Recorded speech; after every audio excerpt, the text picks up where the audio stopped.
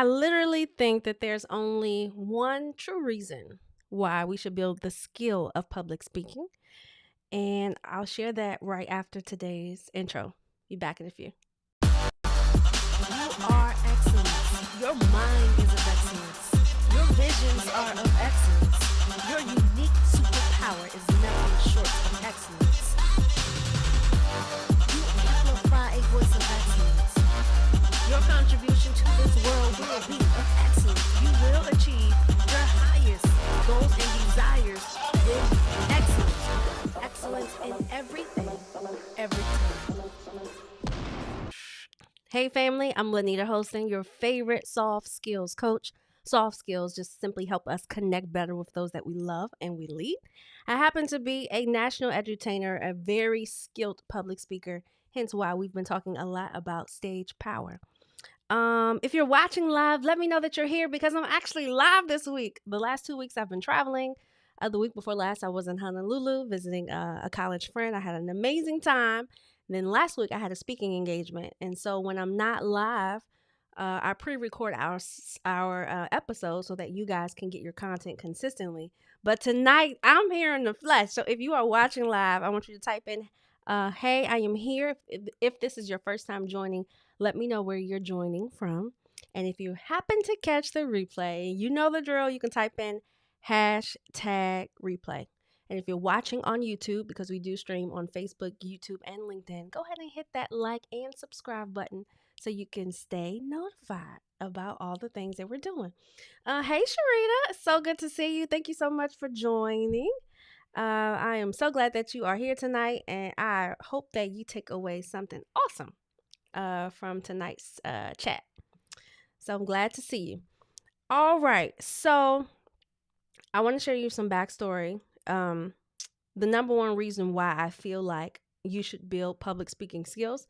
And public speaking is just your ability to verbally express yourself in front of more than one person. So public can be two. It can be a group of three. It's the skill of being able to do so or demonstrate a level of confidence and competence in front of other people. And I think that skill, the number one reason why you should be building it, and notice I said building, not have, not master, because it's an ongoing thing. I don't think you ever arrive at being a great speaker. I think it takes time. There's an evolution of it that it considers that you should be continually evolving. But the number one reason why you should build the skill is because having the ability to speak in front of others is an incredible domino effect on your confidence. An incredible domino effect on your confidence. Think about it. Public speaking is America's number one fear. It's feared more than death. People would rather die than to have to stand in front of other people and speak in front of them. So to some degree, it's like a superpower. And the byproduct of you having that kind of confidence, let's say if you getting over the hump of your fear of speaking in public, the byproduct of that confidence is that you have increased ability in yourself to take on greater challenges. You're more welcoming to things that you may have resisted in the past. And I know this to be true. And I didn't want to make these assumptions on my own. So I had to go check out my friend Will. I'm going to show you this video with Will. He went skydiving, and this is what he learned. Go up to 14,000 feet, and somebody opens the door. And in that moment, you realize you've never been in a freaking airplane with the door open. Terror, terror, terror, terror. And then people start going out of the airplane.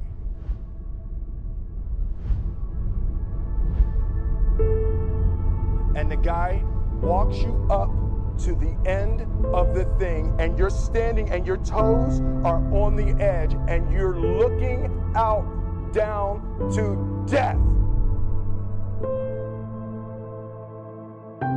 They say on 3. 1, 2, and he pushes you on 2 because people grab on 3. And you fall out of the airplane,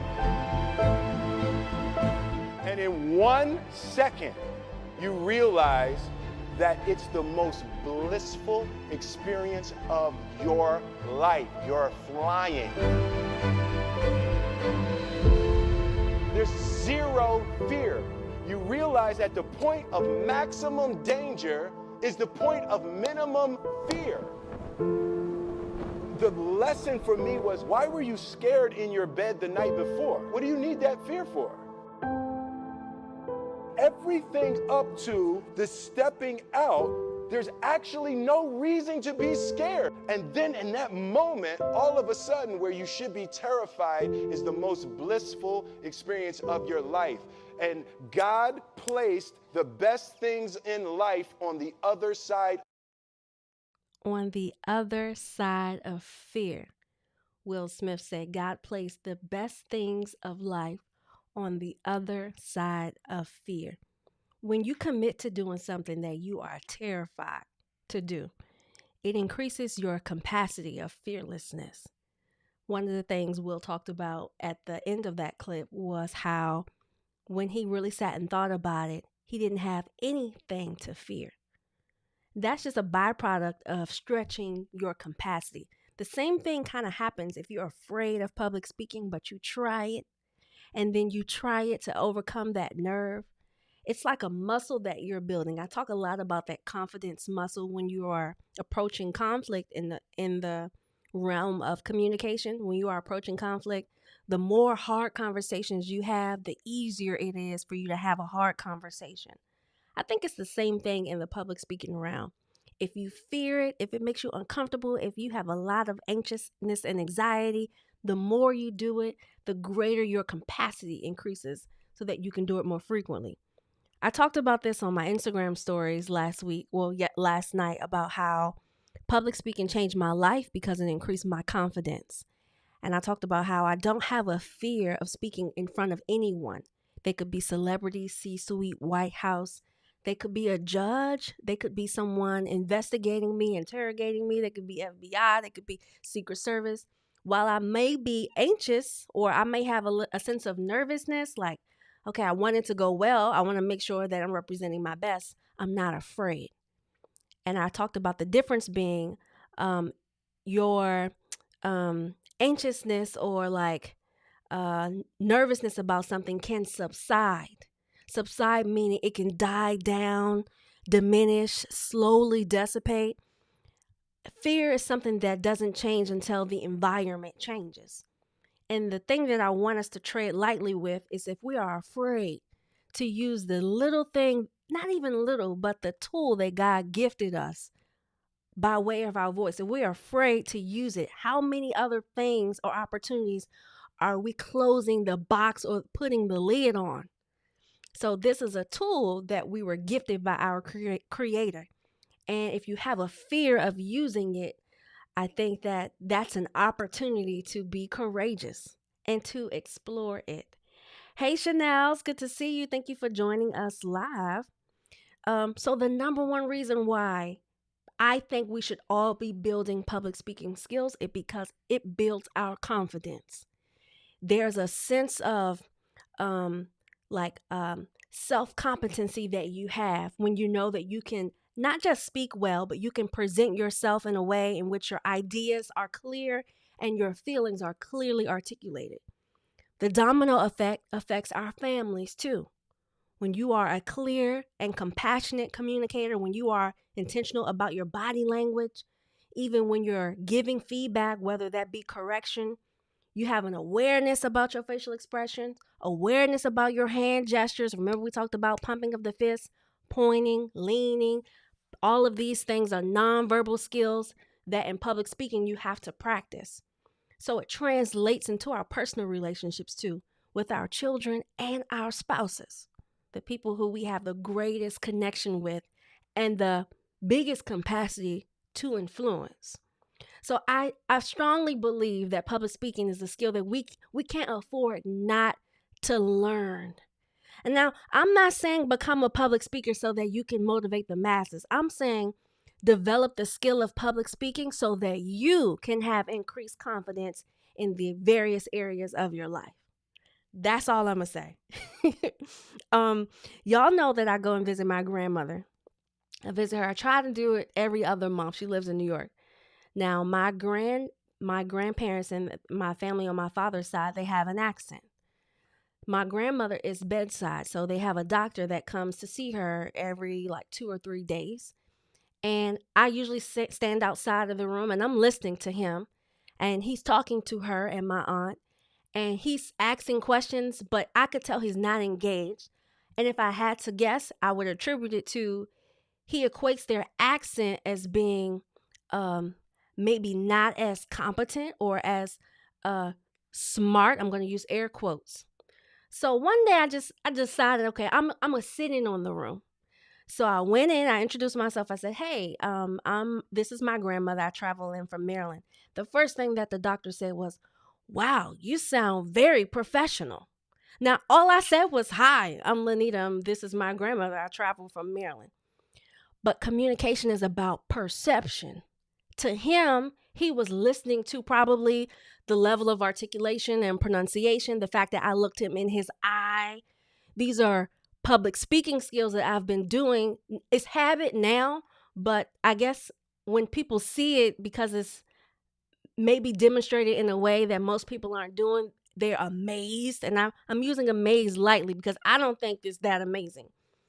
And he said, wow, you sound very professional. He asked me if I was a journalist. And I laughed and I said, no. And the way that he cared for my grandmother that day was a lot different than the other days. I'm going to go out on a whim, and you can tell me if you agree, disagree, or you think this is a stretch. But because communication is based on perception, when people perceive you to be, you can fill in the blank. If I had to assume, he probably perceived me to be smart, probably high earning. People draw these conclusions just from the way that you present yourself. He probably perceived me to have some type of like influence or ability to, I don't know, maybe go back and communicate with his boss by way of email. And it was an eye-opener for me. What's normal to me, other people see as a superpower. I want you to have also that superpower for people to see that in you.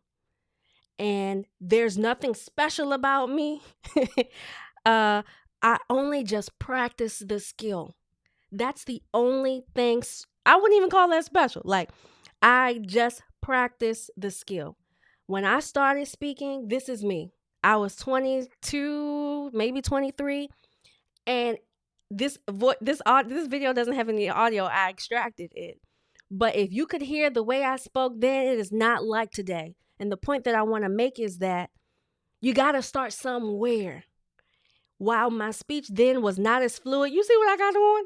I'm at a middle school with a charcoal blazer and a big disco necklace. You got to start somewhere, even though you may feel like you might not be as competent and capable now. Over time, a skill set is something that you grow and develop. So it's going to start off underdeveloped, and you're going to start off unsure. You're going to start off feeling incompetent, but you got to give it time. It's like a muscle. It's like going to the gym. So today you see the result of me doing something repeatedly. So because I speak all the time, it's natural for me to sound this way. Now, I'm not trying to get people to sound like me. That is not the goal. But what I am trying to get people to do is recognize the power that's in their voice and to use it. That's it. That's all I'm trying to do. So if you have been watching, you probably have been seeing that I am preparing for a beginner's public speaking class in August. And here's the thing. All of my friends who are in the professional speaking space, they not teaching beginners public speaking classes. Most of them are teaching public speaking so that people can make money. They're teaching public speaking to existing business owners, ministry leaders, people who are already doing it and they just want to amplify. They want to learn the business behind speaking so that they can increase their income. Well, I felt like I wanted to do something a little differently. Since this is not how people in my industry are using their skill, this is how I want to use it. Because I believe that another domino effect is if you are an adult and you come to a public speaking class that I teach or that another one that you go to, and you start developing the skill, you're going to teach it to your children. It'll be something that you'll be modeling. And I always say this, what we model, we teach. So if you come to learn something, instinctually, we like to teach what we know. So the domino effect of me teaching something from a very beginner's level is that I know for a fact, whether you have children or don't, the ones that you're connected to, they will learn what you learn in class. And I'm trusting that. So that is how I've been showing up in the world for the past few weeks. So Stage Power Intensive, if you are just now hearing about it, it's a beginner's public speaking class. It is in person, but you have the option of attending virtually. And here are the things that we'll be discussing. I don't know if you know this, but when you are communicating, three things are happening. The first thing that most people are not aware of is everything that your body is doing. So we're going to spend probably half of the day on body language. And this is not solely a lecture. We have stations in which you'll be practicing everything that you learn. So when people leave Stage Power Intensive, they'll have an awareness about what their body is doing when they're speaking. Most of us don't know what our body is doing. And I love for people to have that light bulb moment. So that's one. The other piece is articulation and pronunciation are areas that make people feel insecure and small. When people say things like, you speak well, they're referring to the fact that the words that you are saying them so clearly, I understand you. And you're saying them in a way in which I know they're supposed to be pronounced. Well, that can be done through practice. People aren't born articulate. Well, some of them are. But I also believe I was not born that way. My speech wasn't like that, was not as refined as it is today. And there are exercises that you can do to refine that. So we're going to do that. We're going to practice some of those. And then another area or concept that we'll be working on is how do you configure very brief messages. So let's say someone asks you to give a 2-minute briefing, a 2-minute remarks, a 2-minute, or even up to 5. This is how you start to develop the confidence skill. You start with a smaller block of time, and I'll teach you how to build out that time so that you can show up powerfully and your authentic self. And so that's what we're going to be doing at Stage Power Intensive. And I didn't plan to do this, but I just feel led to do it. If you're watching tonight and you really want to come, whether that be in person and or you want to attend virtually because you're not here, you can use the discount code 30OFF, 30, and then OFF. That'll take $30 off of your admissions, off of general admission. And you can come at a discounted rate. I don't know what that amount will be, but probably a little over $180. General admission is $249.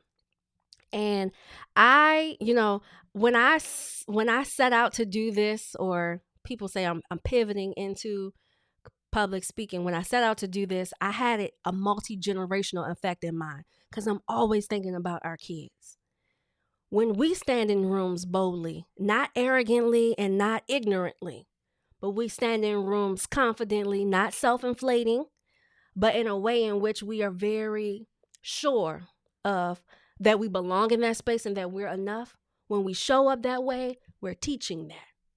When we shrink, when we opt not to be in spaces or not to speak up, we're modeling that, so we're teaching that. I believe what we model, we teach. So you know the saying, give a man a fish, you feed him for a day. Teach a man a fish, you feed him for a lifetime. I want to teach people how to fish in the area of growing their confidence so they can show up in the spaces that they desire, so that they can. Before we sign off today, here are 3 ways we can work together. The most biggest way that most people do, they bring me in to speak. You can also hire me to train. I can come in and teach this thing. I'm actually doing that right now for a landscaping company, their sales team. And then also we can partner on writing a curriculum. So if you run a nonprofit and you want to equip your student group with soft skills or communication skills, we can work on something to do that. And lastly, if you just wanted to keep up, like, where am I going next? This is my travel date schedule. We have a few additional dates that are not on here, but next week I'll be in Columbia and then back in Baltimore and then headed off to Pittsburgh in Pennsylvania. And if I'm coming to a town that you're in, let me know. If I'm close by, if I can grab you and have coffee, I would love to do that. I would love to do that. So before I go, I want to know, because I'm nosy. What did you take away from today? What did you take away from today? If you can type that in the comments, I am watching. What was your biggest takeaway from today? And while you're doing that, I have a special guest. My family is in town from New York, and my baby cousin is here. David, you want to say hi? I wonder what he's thinking. Come in the camera so they can see you. Hi.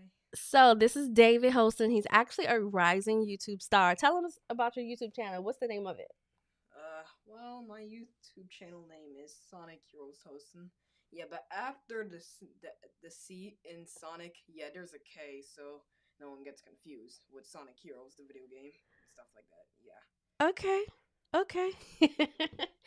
Thank you. I think that, again, what we model, we teach. Now, I'll let you put in the blank of what I modeled today, but I'm always aware that when I'm modeling, I'm teaching. And so I know that what was taught today as a result of David joining me live, you could have that same impact with the little ones in your life as well. Hey, Susan. Oh, you're in South Carolina, Columbia. Awesome. I would love to meet you too. I don't have any plans to be on that side of town, but if I do, I would love to meet you as well. All right. Lawless Fruit said, no matter how unsure you are, you have to step out and speak. Yes. These little things that God gave you, he wanted you to use it. If God calls you his masterpiece and he says, apart from him, you can't do nothing. Like if he already designed you in the womb before he knew you, that means everything that you came equipped with, he wanted you to use and use it unto his glory. How you decide to do that, that's up to you. But before you could get to that step, build the confidence to even see yourself good enough to do it. That's it. If I didn't do anything else, that's the only thing I want. That's the only thing I want for us. In order to grow and become better. Absolutely. Awesome. Y'all got it. It was a pleasure to have you tonight. I try to keep our time brief and succinct because I think those are way more powerful experiences. And then you'll come back next week if I don't keep you too long. So I love you. There's absolutely nothing you can do about it. I'll see you next Tuesday, 8:30 Eastern Time. And until then, you are excellence. Your mind is of excellence. Your visions are of excellence. Your unique superpower is nothing short of excellence.